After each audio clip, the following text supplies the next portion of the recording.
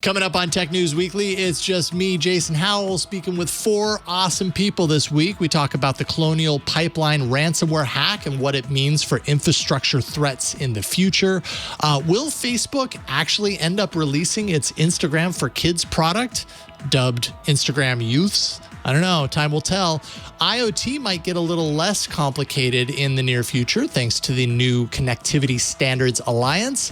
And we talk a little bit about the current state of virtual reality in 2021. All that and so much more up next on Tech News Weekly. Podcasts you love. From people you trust. This is TWiT.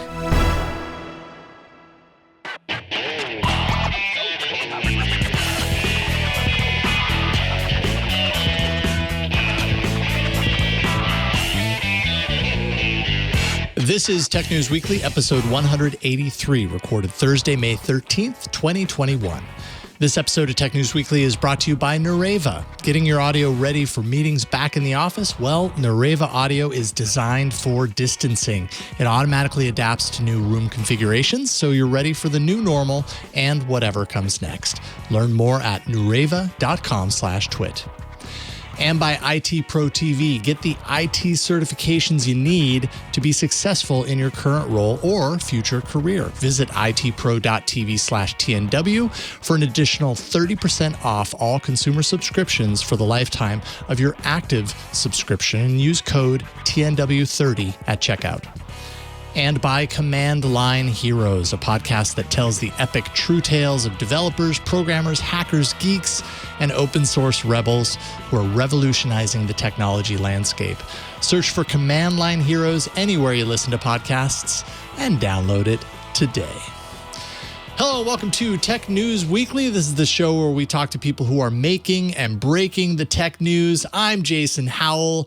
Not joining me today is my co-host, Micah Sargent. Micah is out on a much-needed break.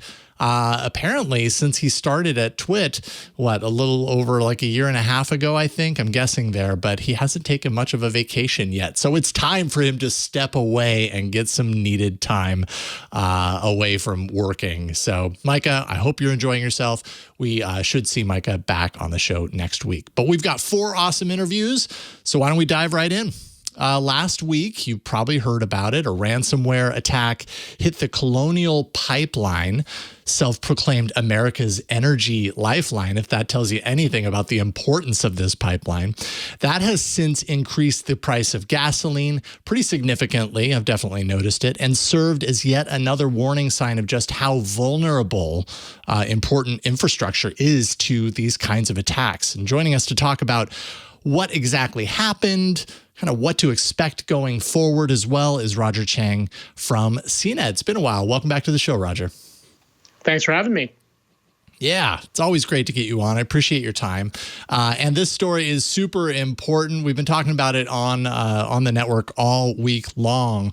But let's kind of get your take on this. First of all, detail a little bit exactly how this attack took place last week. What happened exactly? Yeah, so we don't have the specific details of the attack itself. I imagine some of those details will come out after a bit of time and some research or some digging into. But we know that Colonial Pipeline was hit with ransomware, which is software that essentially will lock up your computer and hold it hostage. So you have to pay a ransom to unlock the data that's been pilfered. And as a precaution, because the data was taken and the systems were shut down, they had to freeze the pipelines and cease operations. So they proactively did that. Obviously, that's causing a huge ripple effect that we're continuing to see today. With the gas no longer flowing through this major artery in the country, you're starting to see a bit of a supply crunch with gas really around the East Coast and particularly in the South. Yeah, and I was even seeing, those photos passed around on social media of people, get kind of, it really reminded me of when the pandemic started, the lockdown started to intensify and everybody was going out and, buying all of the toilet paper. This time it was gasoline. It seemed like people were filling up plastic bags with gasoline, trunks filled with all of these jugs full of gasoline. I guess gas hoarding. Was that even a necessary action by people in essence? Well, no, and I think that was the big issue. I think looking at that photo, I just realized the idea of storing gas in a plastic bag was a thing that people did.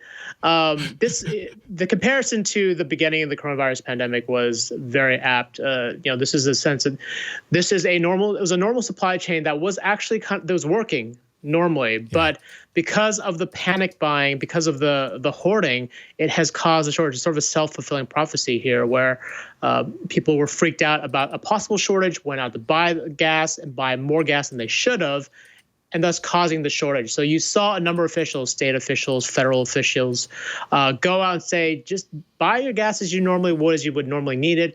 Don't hoard, because that's been the real issue. And it's been an issue we've seen it sort of cascaded down really along the East Coast, gas stations throughout this area. Yeah, indeed. Don't know how long it's going to take to recover on that front, but I know probably all want it to recover sooner rather than later. We'll see what happens. In the meantime, reporting has shown that Colonial paid close to $5 million in order to decrypt its computers after this attack. And I know, security professionals, often what I hear about ransomware attacks is that, hey, it's probably not a good idea to pay the ransom, but I suppose if you have to in order to get that data, you have to. There's also conflicting reports that say that they were restoring backed up data as well, or maybe that's all happening concurrently. Any confirmation on exactly what's happened there, what their response was to this ransomware attack? So we're still getting those conflicting reports, and there isn't really a clear indication of what's happened. It might be a little bit of both, but we're at this point, it's still unclear. The company hasn't said much about how it's dealt with that response specifically. It's a difficult situation when you are a victim of ransomware. Oftentimes, if you've seen this before, cities, hospital networks, agencies, companies with lots of seats, it's the difference between, paying this ransom and continuing your business, and in some cases continuing some critical work, whether like it's a hospital or municipal government. And oftentimes you will see these people pay, the victims pay to unlock their systems, because it just is, unfortunately, it's easier and faster to get things working again than fighting it. And I know that sort of goes against some of the recommendations that law enforcement officials have put out there. But the reality is, for a lot of these businesses, they need to get back online as quickly as possible. And for better or worse, paying that ransom is the easiest path forward, oftentimes. Yeah, I mean, they have a business, and and everything rides on their ability to operate effectively. So I have to imagine, I can't even put myself in that position to be so susceptible and vulnerable in that moment, and yet have to make the decision, shoot, do we actually pay and hope? Because there's no guarantee that when you pay, you're actually still going to get, the ability to decrypt any of that data. You're kind of crossing your fingers. And when you're talking about millions of dollars on the line, that's an impossible decision to make at that point. I don't fault anyone for, kind of hedging their bets as far as that's concerned. It's pretty intense. Now, to what capacity is the facility back up and running? Because I know we've seen that things are kind of moving full board back at this point, or kind of in stages. Not quite full board back. They did sort of restart things yesterday afternoon, fairly early, and today they sent out a couple updates that they are expecting to be able to deliver gas to all markets. Not necessarily at full capacity yet. I don't think they're going to be back to normal for a couple of days. But the good sign is that I think they're getting most of the lines up, or they should have most of the lines up by the end of the day. I think when I checked in this morning, there was still sort of a critical line on sort of the northern part of this artery that wasn't still operational yet, but they had expected it to open up sometime today. Yeah. All right. Now, timed with this, it seems anyways, President Biden signed an executive order seemingly in the shadow of this event. I don't know how directly related it is to it, but what exactly does it call for that might impact events like this in the future? Because something tells me this is, I mean, we've already, seen enough of this to have an indication that this is not the end of the road for ransomware attacks of this scale. Like, what is that executive order detail? Yeah, so what the executive order detailed was really more cooperation between government agencies and private companies, and really sort of higher standards for the security implementations that are being put on anything or any business that is working with government agencies. So it's not, this is definitely not a solution to this problem. I think it's much larger, and we really have to take a look at sort of our aging IT infrastructure across both private and government agencies. But this is definitely a step in the right direction, and it's hopefully going to encourage more best practices when it comes to security and securing the IT infrastructure around some of the more critical parts of our nation's operations.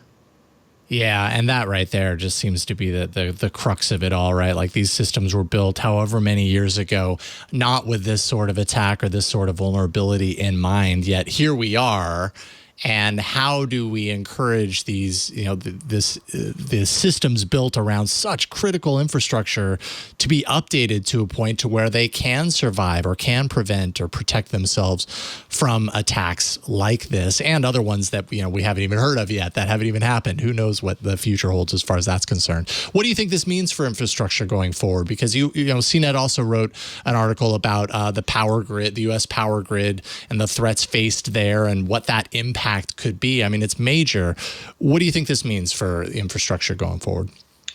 Well, obviously, President Biden has made infrastructure a big part of his campaign or his initiative in the first 100 days as president. So I'm hoping the investment there, investment in all manners of infrastructure, includes language or includes some component that talks about sort of IT infrastructure, software upgrades, security upgrades from a cybersecurity perspective. And it's not just physical improvements that we're getting, and that when we're thinking about sort of upgrading of our critical systems, that we're thinking holistically, not just, building back bridges or repairing bridges and patching up roads, but actually having sort of a more comprehensive look that includes software and security. And like for a lot of these systems, making sure just simply that they're on up-to-date operating systems, that they're using up-to-date software with all the right security patches. Because oftentimes that's really just the case, that they happen to be vulnerable because they've got outdated software, and there's probably an easy fix that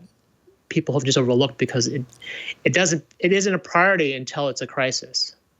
Right. Yeah, that's the problem too, right? Is always being reactive instead of proactive in these situations. So who knows? Maybe this executive order will help to encourage that. Only time will tell. Roger Cheng, of course, executive editor at CNET News. Roger, always a pleasure getting you on the show. Thank you for carving out some time for us today. If people want to follow what you do, where can they find you? You could find me on Twitter, Roger W. Cheng, or just check us out on CNET.com. We've got plenty of amazing articles to read. Yeah, you do. I appreciate your work. Thank you, Roger. We'll talk to you soon. Thanks for having me. All right, take care.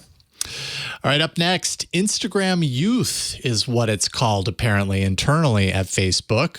Coming soon? I don't know. We'll see. But first, this episode of Tech News Weekly is brought to you by NAREVA. As we all think about heading back to the office, we know that the way that we meet, I mean, so many things are changing, but the way that we meet will change. Distancing can have big implications for meeting room audio, as one example. Might require actual changes in room configurations, that sort of stuff. Ultimately, you need good mic coverage, and so that everyone, no matter where they are, can hear everyone else. And in a meeting space where people are distanced, that can be difficult. That can be a challenge. Well, NAREVA actually makes this possible. Beamforming systems, systems that we've seen before, they need adjustment. Often you need an expensive technician in there to make that adjustment. If you've got a tabletop system, you might need additional microphones. And ultimately, based on where we are now, they'd have to be sanitized between meetings. Both may require meeting participants to actually change their behavior as well, sitting in predetermined spots or facing a certain direction. So what if there was a way to get just clearer, reliable audio and let your team act naturally and still feel safe. And that's NAREVA Audio. One analyst called NAREVA Audio the first socially distanced mic system. That's really what it is. NAREVA Audio is designed for distancing. NAREVA uses a completely original approach to audio conferencing. It's called microphone mist technology. They actually have 4 patents on this. The HDL 300 system becomes the first microphone and speaker bar to be certified for large meeting spaces up to 15 feet by 28 feet. That's a huge space for a single bar to have ample coverage and make sure everyone is mic'd appropriately. It fills a room with thousands of virtual microphones, and the audio automatically adapts to any room configuration. So it's really dynamic. You get true full room coverage, so people can be heard from anywhere in the room, no matter where they sit, where they're facing, how they're distanced. You don't need to bring in technicians, which is awesome. With NAREVA Audio, you can install each microphone and speaker bar on the wall yourself. So they're really empowering you to do what you need to do to improve your sound. NAREVA Console puts device management into your hands and on your terms. So you can adjust settings, install firmware updates, check device status, and a whole lot more, all from a secure cloud-based platform. Console is included with every NAREVA Audio system. And when you enroll your system, you'll receive an extra year of warranty absolutely free. NAREVA Audio products, they've won a bunch of awards, including the top new technology award at ISE 2020 for the NAREVA HDL 200 system. No matter the size of your room, they have a full line of systems to match it. Small, medium, large spaces, you name it. HubSpot actually is a happy customer as well. Jimmy Yan, their principal collaboration engineer, said, "We were so impressed with the sound quality, the ease of use of the HDL 300, and also how easy it is to install." He said, "It's a no-brainer for us to adopt it." So you can learn more about how NAREVA Audio is the simple and cost-effective way to let your teams distance in meetings and still act and converse naturally. Just visit nareva.com/twit. That's NUREVA, nareva.com/twit, and check it out for yourself. And we thank NAREVA for their support of Tech News Weekly. All right. Facebook has apparently been hard at work creating a child-friendly version of Instagram. U.S. lawmakers apparently aren't very happy about it. So joining me to talk about Instagram for Kids, or its internal name, which I learned by your article, Kurt, is Instagram Youth. It's Kurt Wagner from Bloomberg. Welcome back to the show, Kurt. What's up, Jason? It's been a while. How you doing? It has been a while. I'm doing great. It's great to see you. And thank you for finding some time to chat with me today about this. You bet. I've been following this. I mean, we've only been hearing about this for a short amount of time, but I'm kind of fascinated by the idea of Facebook really kind of doubling down on this product that, by all accounts, especially at this moment in time, can be seen through a lens of like, maybe this is the wrong time for a product like Instagram Youth. But who knows? Maybe they're onto something. So set the stage. Let's start there. Instagram Youth. Why should it exist according to Facebook? Right. Yeah, the timing isn't great. In Facebook's defense, the timing's probably never going to be great for them to do something like this. So, why not just get it over with now? But the main thing is their argument is, hey, 10, 11, 12-year-olds are already using Instagram. They're already using social media, Facebook. And they're doing so in an unsafe way, right? Because there's no way to really know that they're on there. If the company finds out that there's a 10-year-old on Facebook, supposedly they kick that person off, right? So they're not like actively building products for that group. They're not tracking that group. And so their solution is, hey, if these kids are using this anyway, let's come out with a version of those products that they want to use, but with a whole bunch of parental oversight. That will be a nice middle ground, right? And I actually think there's some merit to that argument. I don't think it's realistic to say 10, 11, 12-year-olds aren't on social media. A lot of parents are either willingly letting their kids on there or unwillingly, and so it's happening, right? I think the question is, can Facebook not only come up with something that actually offers those parental controls, but will people use it, right? Do people trust Facebook enough to use a kid's version of Instagram? I'm not sure that the answer is yes, but I do think that the idea makes sense. And it's a proven idea, at least to a certain degree, right? Facebook Messenger for Kids, that released, I can't remember at this point how many years ago. It certainly released with the same kind of pushback of people saying, hey, wait a minute, you're trying to, get our kids used to this like social interaction. Not only that, brand affinity with Facebook. Get them young so that they're always on Facebook or whatever. And who knows how that plays out. I mean, anecdotally, my kids have been using Facebook Messenger for Kids since we only really started during the pandemic, right? Because, I mean, that changed everything. And it was like, well, we want our kids to still have a relationship with their friends and stuff. And that seemed like a great way to do it. And it's been mostly a good experience. So I suppose to that end, maybe they're right. Maybe it does make sense to create a kids version of something when without it, they're just going to use the adult version and there's no control for parents. I think that's a good point. And Messenger Kids, something we looked at as we're writing this story. I actually talked with a handful of parents whose kids use it, and they all had similar experiences to you. Actually, of the three that I spoke to, all three had started giving it to their kids during the pandemic when they couldn't go to school, when they couldn't see grandma and grandpa or their cousins, whatever. And all of them found that there was a lot of parental oversight. They could read all the messages. They could approve who the kids talked to. They were pleasantly surprised. I think the big difference is that it's easier for a parent to monitor a private one-on-one chat product than it is to understand exactly what the implications are going to be when someone's posting a photo into a feed, right? A public feed. They're following influencers. They are getting likes on their photo or not getting likes on their photo. And suddenly, oh my gosh, do people not like this photo, right? So there's just a whole nother kind of psychological element, I think, of Instagram that doesn't exist in that one-to-one messaging. But to Facebook's credit, it seems like Messenger Kids has worked pretty well for the people that use it. And it's a lot bigger than you would think. I think they told us there were more than 7 million active accounts on Messenger Kids, which kind of shocked me. But there you go. So there is an appetite for a kids version of these kind of social media services. Yeah, I think what you're talking about is really kind of the crux of like my conflicted feelings on this. My immediate reaction is, heck no, I don't want my kids using an Instagram, even if it's for kids, because of that very reason, right? Like I know for adults, it's difficult to navigate kind of the complexities of social engagement and the comparisons that people find between, seeing the beautiful lives that people on social media are leading.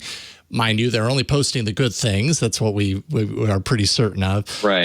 And so then you take those kind of pressures of societal like cues and pressures and you put it on your 9-year-old. Like that seems very out of balance. But then at the same time, if they're actually going to be using a product anyway in one way or another, like I can only use another example from my life, which is, that they're actually watching YouTube a lot more now than I ever let them before. We monitor it heavily, but we're allowing them to do that because we feel comfortable enough in kind of the situation that the balance that we've found to know that we understand what they're watching and we are able to have conversations with them and steer them away if they find something that they shouldn't be watching. So I end up being completely conflicted on stories like this. I have that knee-jerk reaction. I'm sure that I'm not alone. Well, I think this is where Facebook's reputation is just a total killer for them, right? Is that, there's people like you who have kids in this demographic. You're not, anti-tech across the board, right? And there is probably some value that you could see in saying, hey, I'm going to let my kids kind of learn how to use social media in a protective way.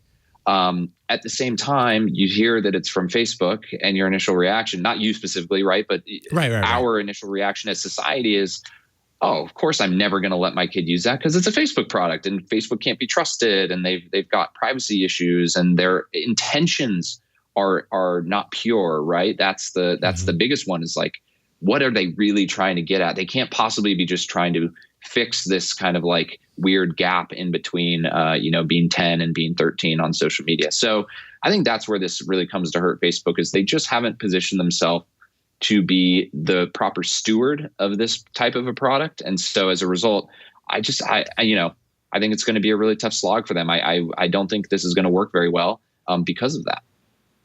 Yeah. I'm curious to see if it has the same kind of path to success that Facebook Messenger for Kids did. And I kind of agree with you. I think they face very different challenges with a product like this compared to the other one. And apparently so do 44 state attorneys general who wrote a letter to Zuckerberg about this. What exactly were they saying? And like, what kind of hints are we able to kind of draw from that letter? Well, they were urging Mark Zuckerberg and Facebook to abandon this product. They mentioned a lot of the same stuff we've already talked about, right? The mental health of using a service like this, the data privacy. Facebook obviously doesn't have a great track record when it comes to protecting data that they collect about users. So all of that stuff was mentioned. What we didn't really see was like, here's the threat, right? They said, hey, we urge you not to do this. And then they kind of left it at that. So the question is, well, what can they do to force Facebook to potentially abandon this? And I don't have a good answer to that. Obviously, we've seen what they're doing with Facebook on an antitrust front, right? They're basically suing Facebook to say you've been anti-competitive. In theory, we could see them try to do something similar and say, hey, you're violating COPPA laws or some other type of law around kind of collecting data on children.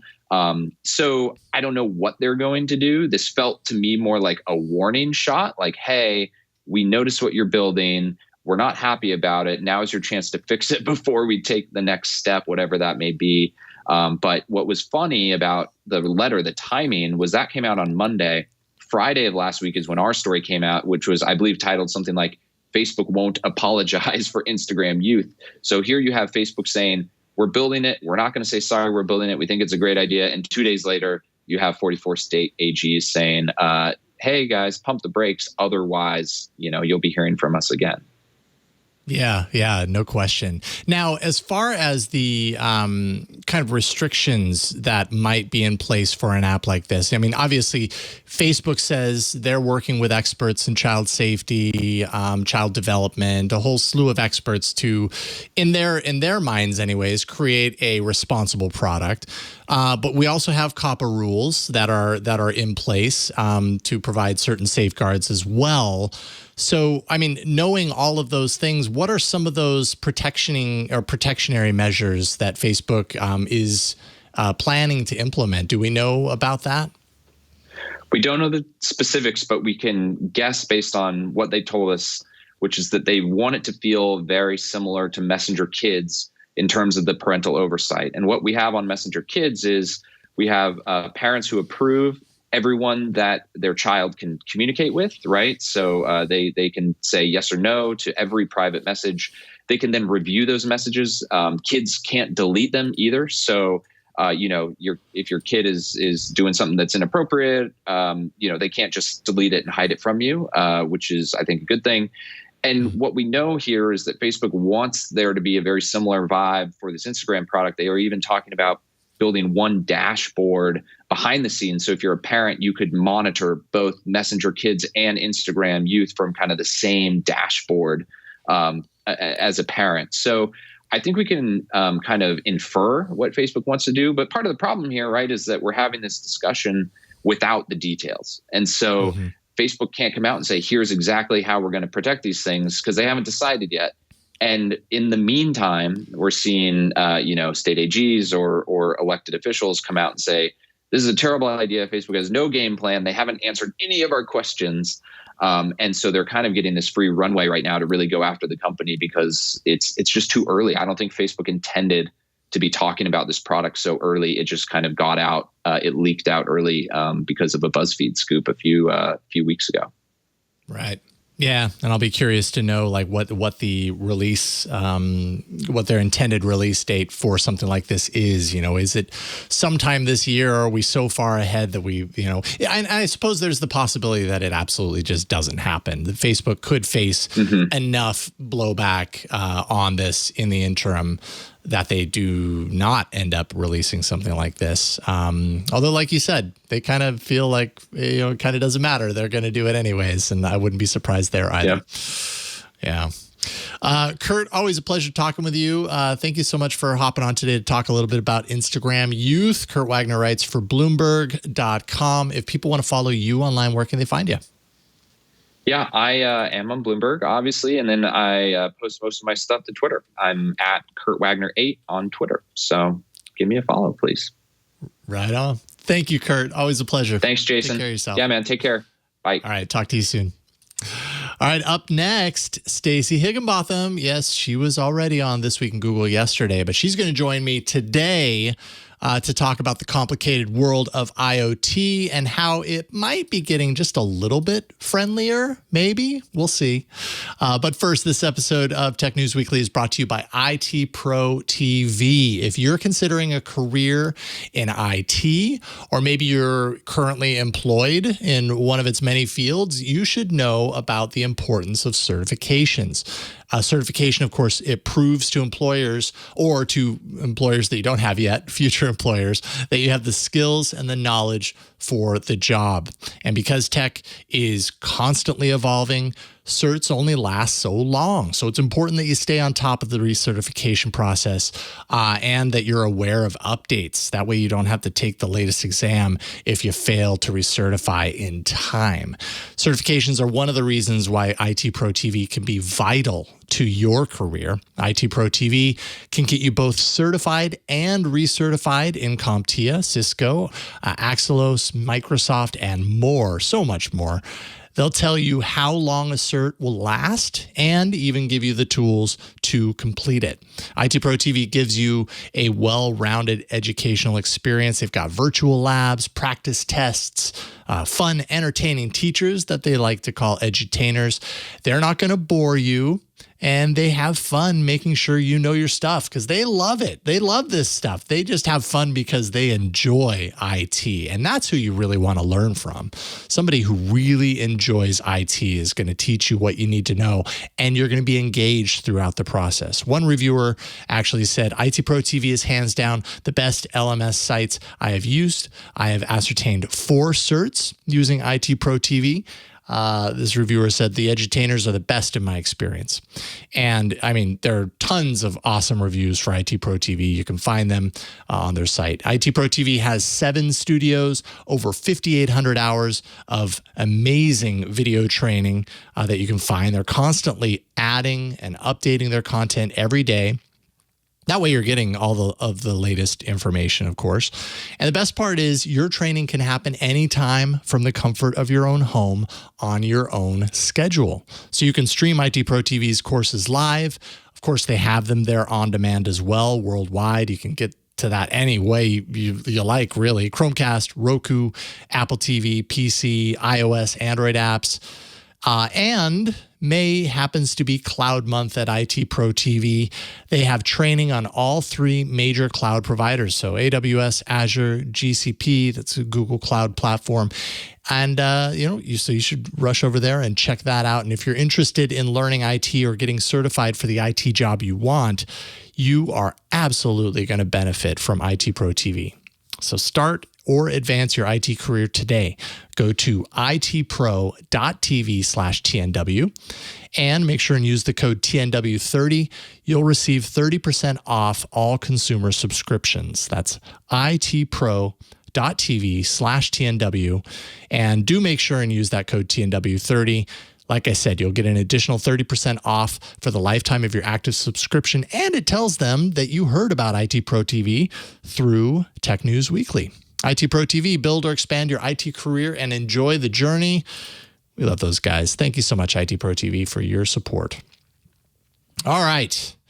The Internet of Things, it's always changing. It's come so far. But one thing that hasn't changed much is I don't want to use the word fragmentation because I'm an Android guy and we're kind of, when you're on Android as long as I have been, you don't like that word, but there's a fragmentation element to the IoT landscape, and perhaps changes to the Zigbee Alliance are going to help to redirect some of the complicated nature of IoT. So joining me is the always awesome Stacey Higginbotham from This Week in Google, of course, the Internet of Things podcast, and Stacey on IoT.com. Welcome, Stacey. Hello, Jason. And I have to correct you. straight up. It's no longer the Zigbee Alliance. It's now the Connectivity Standards Alliance. There you go. Those are the changes. So we've got changes in the air, and no longer do you have, like, Zigbee never sat quite right as a terminology for me. I don't know. It just kind of sounds goofy. Well, but maybe that's okay. Zigbee was all about the Zigbee standard, right? The Zigbee Alliance handled the Zigbee standard. And then in 2019, the Alliance was like, hey, we're going to do this new thing with Amazon, Google, Apple, and Samsung. And they were like, we're going to call it Project Chip. And it's going to be an interoperability standard for the smart home. And the big question was, if this thing takes off, you need to have that be the name of the alliance, right? Not Zigbee, if Zigbee is a secondary standard. But what it turned out, Project Chip, just earlier this week, became a new protocol called Matter. And the Zigbee Alliance was like, we're still going to handle Zigbee. We're going to handle Matter. And we're actually going to bring in some new connectivity protocols for the smart home. So we're going to rename ourselves, ta-da, the CSA, the Connectivity Standards Alliance. CSA is a little bit easier to use, rolls off the tongue. I like that. Yeah, it is. So in this alliance, like what exactly does this change as far as what might actually be possible now that wasn't possible before based on the terms of this alliance? For the alliance, or are we talking about what's going to happen in our homes? Like, what do we care about? Yeah, well, I think yeah, let me rephrase that. For the consumer, like, all right, you know, a new alliance, that's great. But I think ultimately for the consumer, IoT has just been kind of a complicated, confusing mess of things. And there have been ways in which things have been simplified and everything. Is this alliance and this, you know, this move to Matter and kind of the changes that are under that umbrella, is this something that has the potential to materially affect and improve that experice? Yes, for some devices. So as a consumer, once these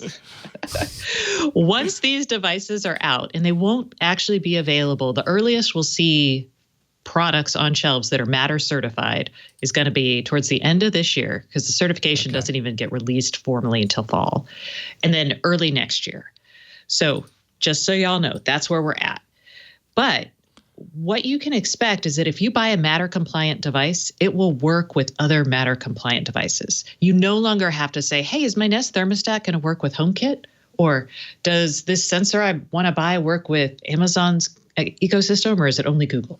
Right? So that's essentially the core of what's going to happen. But it's only going to happen for lighting, blinds, HVAC, security stuff that does not include cameras, controllers, hubs, and access control. So door locks, garage door openers, that sort of thing.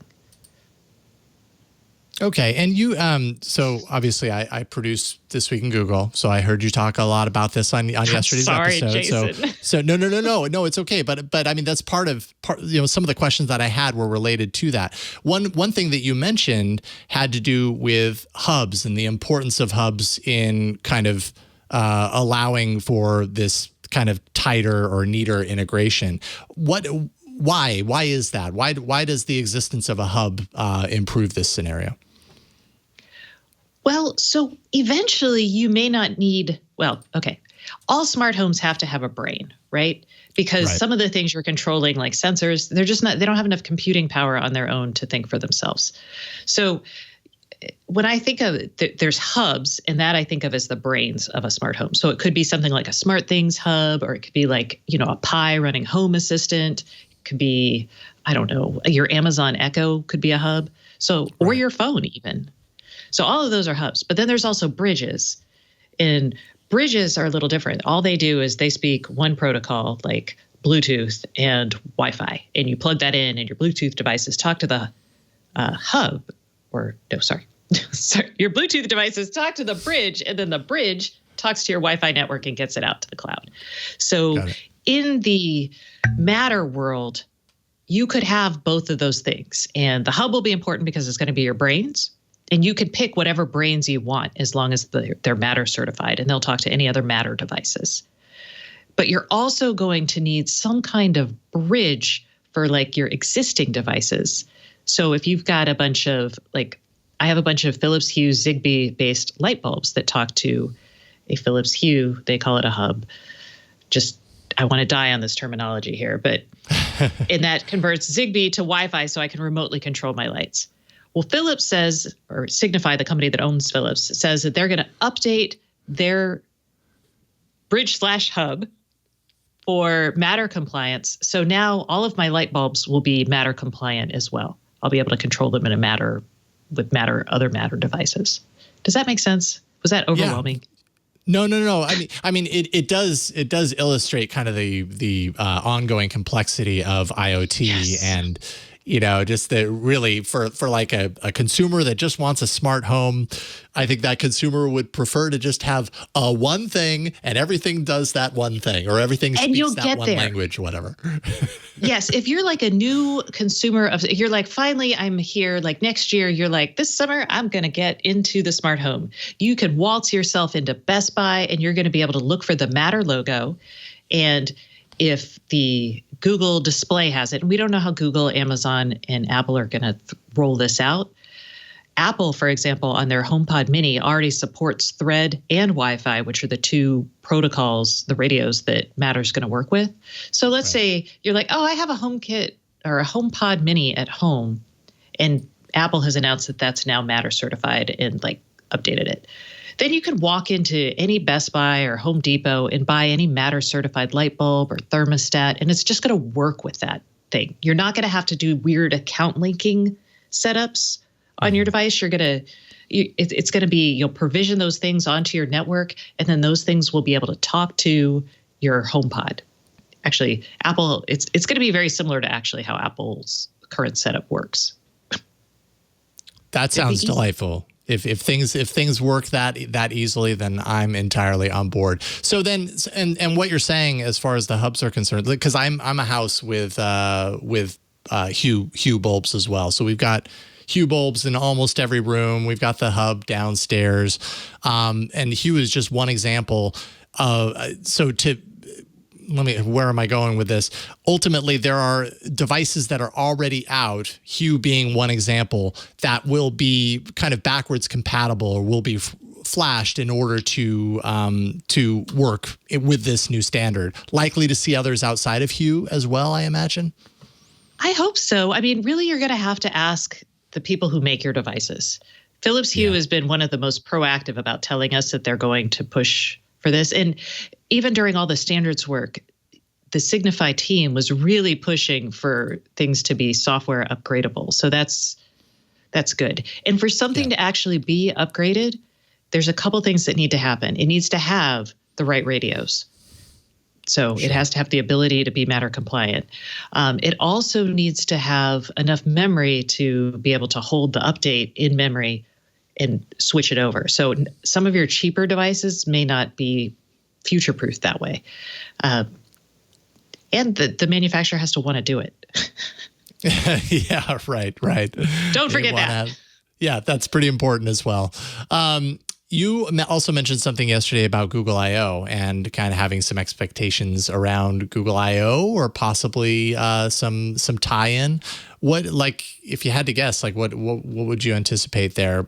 Maybe it is the support for things like Google Home or something like that, or what are you thinking? That's what I'm hoping for. So I had Kevin Poe, who is a senior product manager at Google, on my podcast that's out today. Yay! Nice. And I had talked to him, and he said, to stay tuned for Google I/O. Google I/O has an entire section coming up on the smart home. They have a whole keynote devoted to it, and a whole section on, well, it used to be Project Chip, now it's Matter. I'm hoping to see them address how they're going to apply it to their older devices and talk maybe about release. I don't know if they're going to actually release their new devices until the fall. So I at least want them to talk about how they're thinking about doing older devices, if they are. And it would be nice to know, like, are they just going to make, the Nest displays, I always forget the name, the Nest displays Matter capable, which seems like a no-brainer, or are they also going to pull forth as much of the Nest, like, thermostat gear as possible? Right. And remember, the security cameras are not part of Matter. Okay. Cool. So then there's a lot to look forward to there. Folks who want to listen to the podcast that you just released today, go to IoTpodcast.com, look for today's episode, published May 13th. And good timing. And we don't have to wait too long to find out either, because Google I/O, the keynote is next Tuesday. So next week we're going to find out hopefully a lot more to tie into this. It's been my suspicion that this I/O was going to be, even more doubling down on IoT and smart home and stuff. So it really kind of makes sense in how these companies time these things that we would hear about this then. So something more to look forward to, I suppose. Stacey, always a pleasure getting the chance to talk to you and not just produce the show that you're on. So thank you so much for joining me today here. Stacey Higginbotham, of course, Stacey on IoT.com, IoTpodcast.com. You're doing so many things. If people want to follow you online, where can they find you? You can find me at GigaStacey on the Twitter. Excellent. Thank you, Stacey. Always fun. Appreciate it. Take care. All right. Up next, thought we'd do a little check-in on the state of VR, virtual reality, in 2021. Got just the right person for that. I think you could probably, if you're a fan of the show, I think you can probably imagine who that is. But first, I want to thank the sponsor of this episode of TNW. This episode of Tech News Weekly is brought to you by Command Line Heroes. Command Line Heroes, it's a podcast. You're already familiar with podcasts. Here's another one that you got to subscribe to. It shares with you the epic true tales of developers, programmers, hackers, geeks, and open source rebels who have, yes, but still are, in many cases, revolutionizing the technology landscape.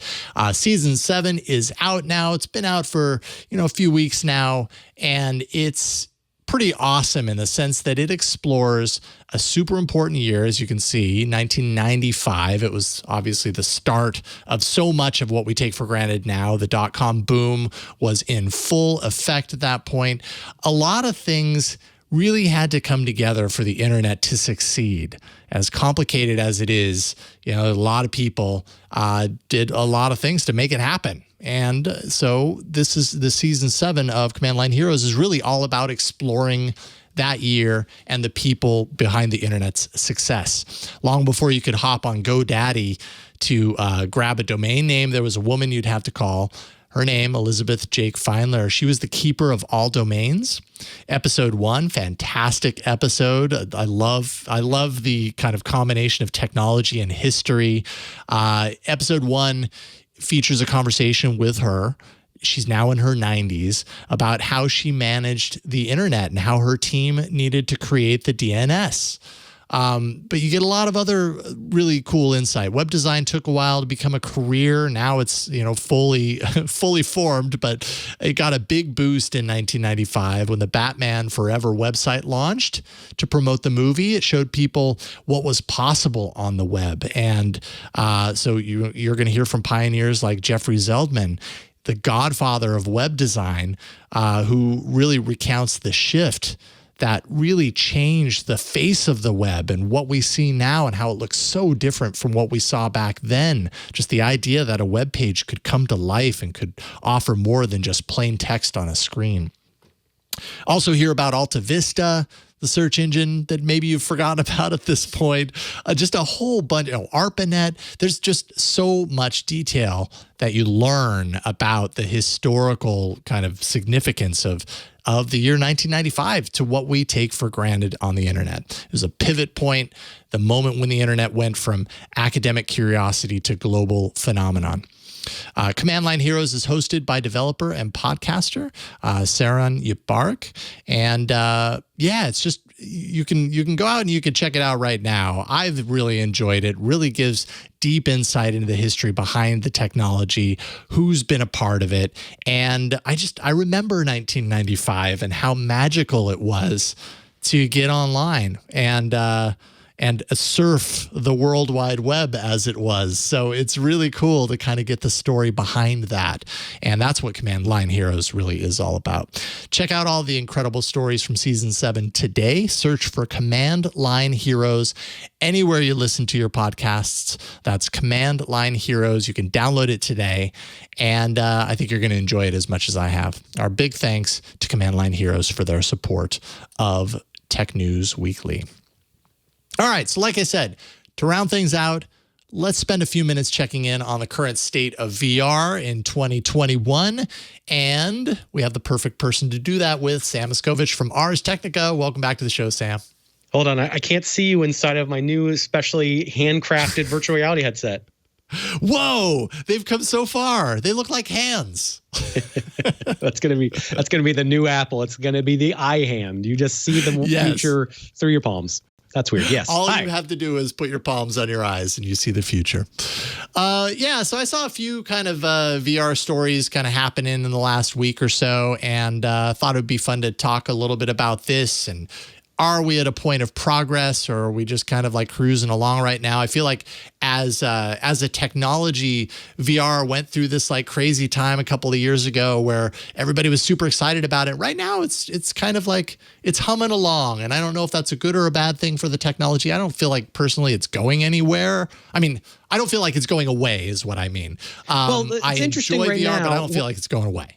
We're at the 5-year mark since HTC's Vive became a pretty big product where they said, we're going to sell you a kit. You hook it up in your house and you'll feel like you're somewhere else. We'll give you an app that lets you sort of paint and sculpt. We'll give you one where a whale flies over your head. We'll give you stuff where you shoot guns. Like this, it was really happening 5 years ago. And this week, HTC's Vive division, they're the ones who created the original Vive in partnership with Valve and their Steam VR initiative.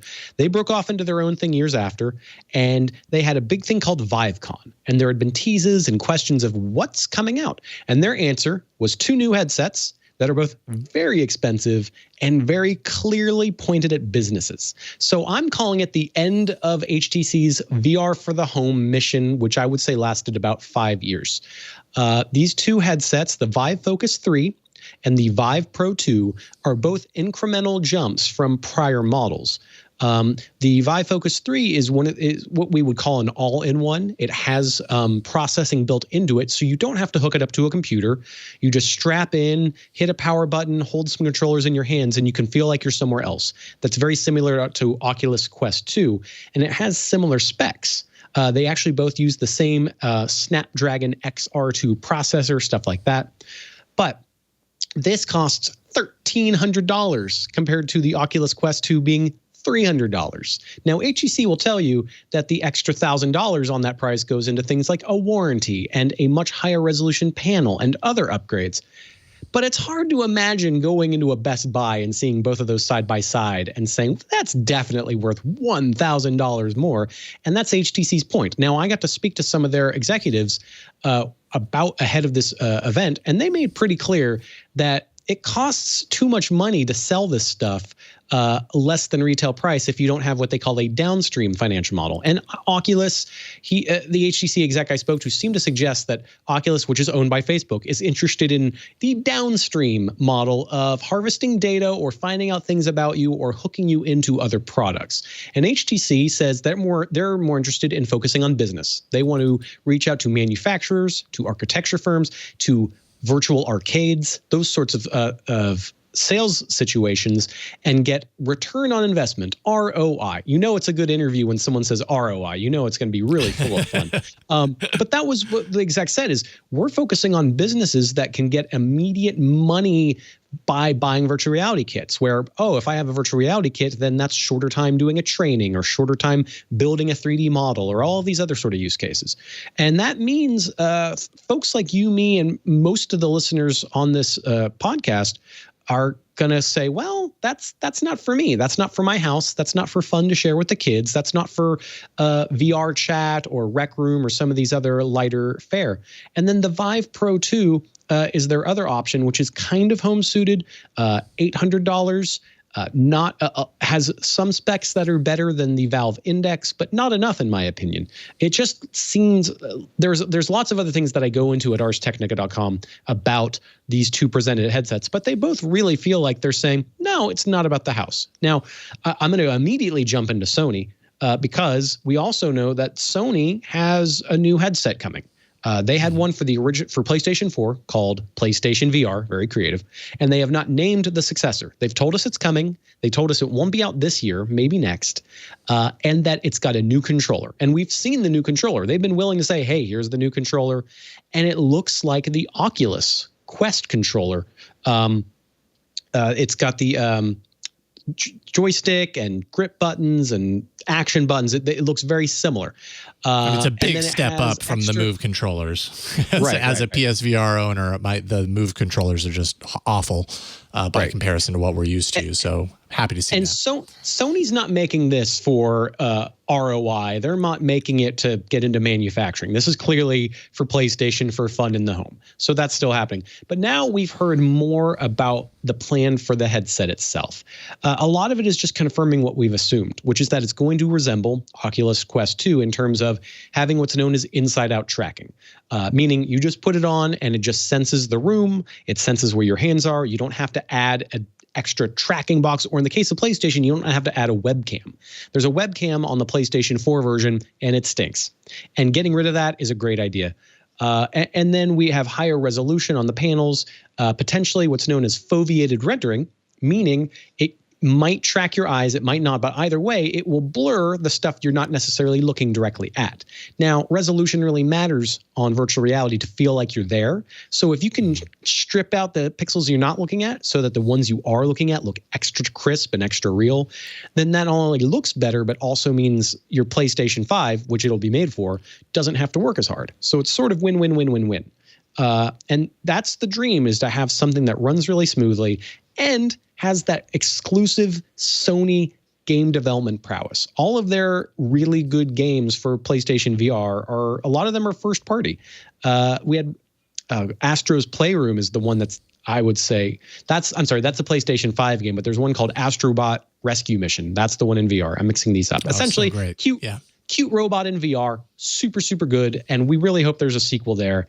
And we also know that Sony's good at making a lot of other franchises. And that'd be one way to spruce up series you haven't seen for a while as well. Here's the VR version. So if they can get something out that has more pixels, that feels comfortable, that adds extra cool rumbling tech, we know it's coming in the controller. We might get vibrations and rumbling in the headset. And that is something we haven't seen yet. That's all kind of rumor and hearsay and speculation at this point. It's not all confirmed, but it all sounds like it's coming, because developers need to know, because they need to start making games for it at some point. So whenever that comes, hooray. Yeah, indeed. And I mean, I think what I'm realizing right now is that a few years ago, it really felt like consumer VR was a lock-in, and not just consumer VR. Because when I think of consumer VR right in this moment, the Quest 2 kind of comes to mind, because that's the almost the least expensive entry point. You're giving your data largely to Facebook in order to get that low entry point.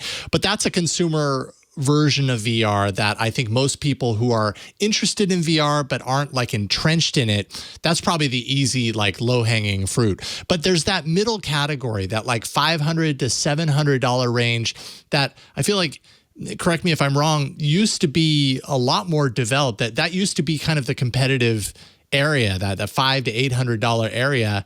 Now we're seeing a lot less of that. Or are we? Like, are there players outside of HTC and Oculus and Sony, of course, that really excite you the way some of these maybe did 3-4 years ago?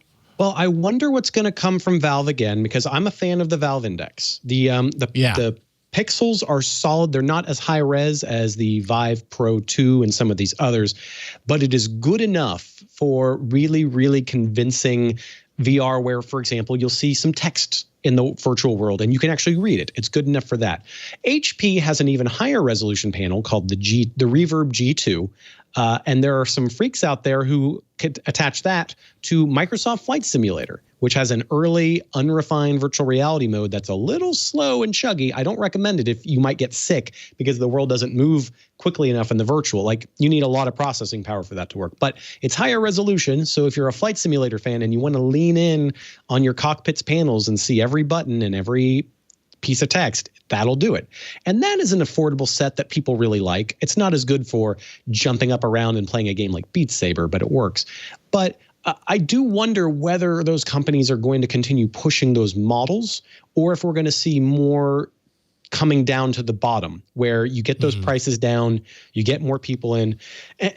And ultimately, I think a lot of companies are sort of doing a wait and see while we see whether augmented reality glasses are going to happen. Now, the rumors were 2023 for Apple to have a pair of glasses, possibly, maybe sooner than that. And of course, the chip shortage has changed everything. So since those reports have come out, there's no telling when the heck we're going to get a pair of glasses. But the idea is, let's face it, anyone listening to this show is possibly on that higher level of, I'm willing to strap into a thing that's bulky. It requires cables. It might require a computer, a graphics card, all this other jargon.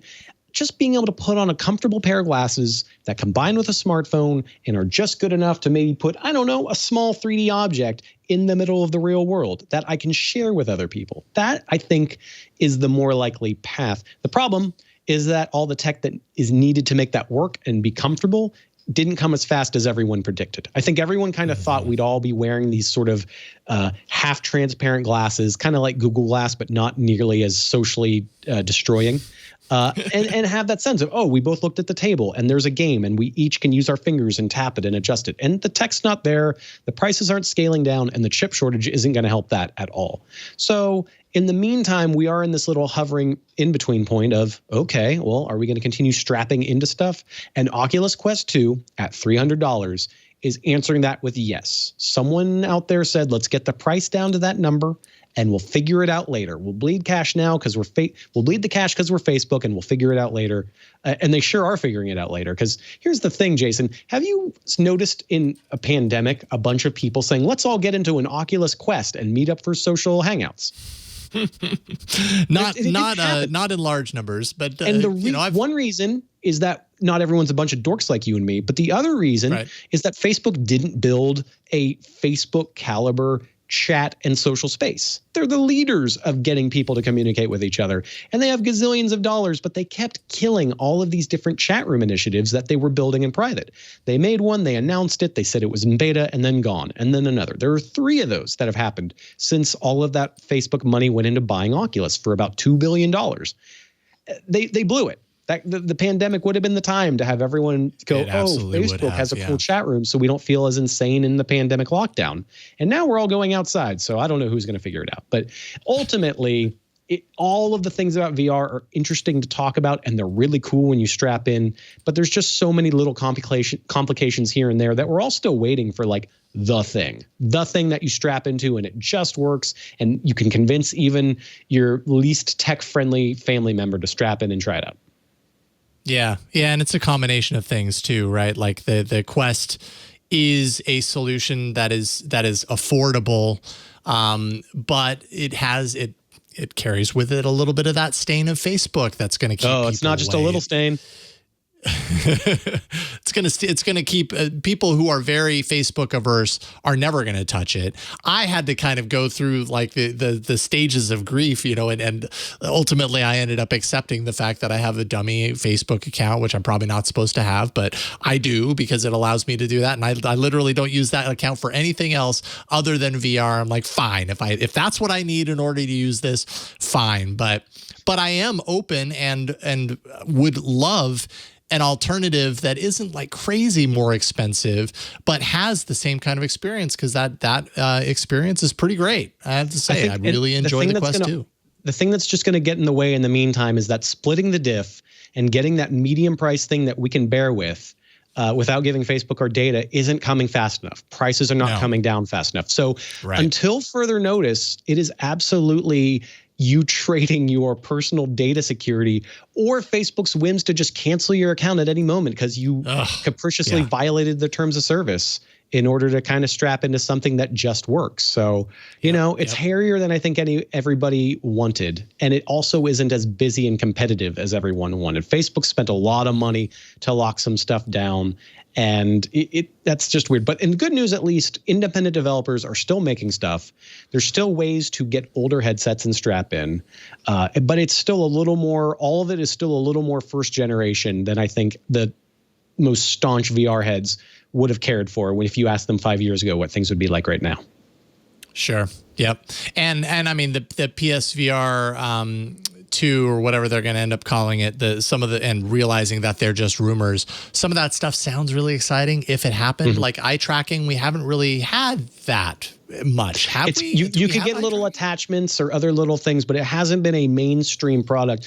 And man, Sony needs some good news after all the PlayStation 5 sellouts and kind of lack of games as of late. And if they could just come in and say, we own VR in a way that everyone's actually going to want to strap into, and we actually have some of these things for sale, maybe that'll take a year and a half. And as long as whenever it comes out, if it's cool and it does stuff differently than Quest, then I don't think there's any reason that people won't open their wallets up and say, okay, we didn't need it to show up by X date. If it's awesome, we're ready when you're ready. Yeah. Well, I'm looking forward to that. Sam, always a pleasure talking with you about everything, including VR. Today was focused on VR, so I appreciate it. If people want to follow you online, obviously you're writing for ArsTechnica.com. Where can they find you? Yeah, at Sam Red is a great place to find me. At Machkovech is my Twitch handle, which is important because I streamed Mass Effect Legendary Edition today for about 3.5 hours. So if you want to see an archive of what that remaster looks like, that's actually just at the top of Ars Technica. But there's ways to find me. So yeah, come say hi at Twitter at Sam Red. Thank you, Sam. Take care of yourself. We'll talk to you soon. All right. And we have reached the end. Micah, you have been missed, but I look forward to seeing you back here next week. And I look forward to seeing you, viewers and listeners next week as well. We publish this show every Thursday. twit.tv/TNW is the place to go. You can subscribe to the show in audio, video formats, jump out to YouTube, watch us there. However you like, subscribe, and you won't have to seek us out anymore. We just appear naturally and magically. And by the way, if you want all of our shows ad-free, all you got to do is check out Club TWiT. $7 a month gets you every TWiT show with no ads. Also an exclusive TWiT Plus feed with extra content and a members-only Discord channel. All of that for $7 a month. twit.tv/Club TWiT. Having a great time with it. Would love to see you over in the Discord. But that is it. I'm at Jason Howell on Twitter. If you want to find me there, you can tweet at me. I do other shows on the network, all about Android. I've got a Hands-on Tech coming up in a few weeks and a whole lot more. So just find me on twit.tv. Big thanks to everyone behind the scenes, John Ashley, Burke, for helping us do this show each and every week. And big thanks to you for watching, listening each and every week. We'll see you next time on Tech News Weekly. Bye, everybody. Hey, I hope you enjoyed that episode. If you are interested in checking out all things smart home and Internet of Things, then you should check out Smart Tech Today, the podcast I, Micah Sargent, do with my co-host Matthew Casanelli. It's all about the smart home and improving your automations.